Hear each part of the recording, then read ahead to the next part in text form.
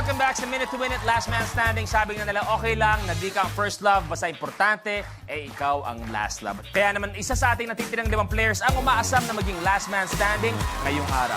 Kaya tawagin natin ang mga nagbabalik ang maglalaban. We have Sofia Andres, hashtag CK Quezon, Karen Reyes, and Ru from Quinto.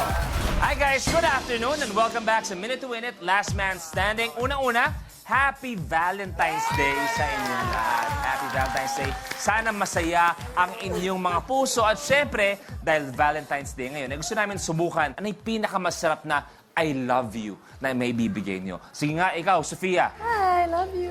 Uy, ang lumbing. Malambing. Karen, ikaw. I love you. Sige, ikaw. Mahal na mahal kita. Oh my God. Aba, may acting na ganon. Peach. Ano? Ito, feeling ko, pag sinabi ni Peach to, galing talaga sa kanyang kaluluwa. 1, 4, 3. 4, 4. May cash ka ba dyan?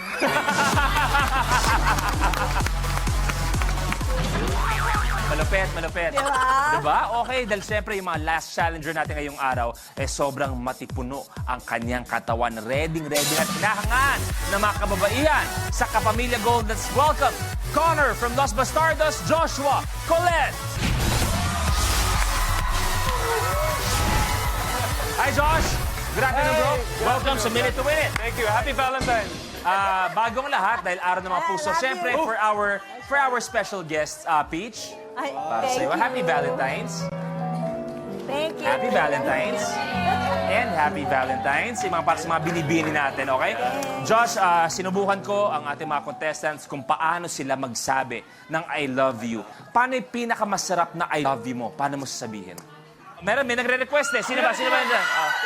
Sino? Ito tayo.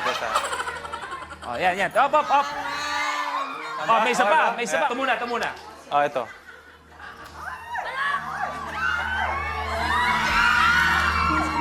Mahal na mahal kita. Kinilig. Eto, CK, maganda ibigay ni Josh. Ikaw, paano mo sasabihin ang I love you sa tsahin mo? Ay.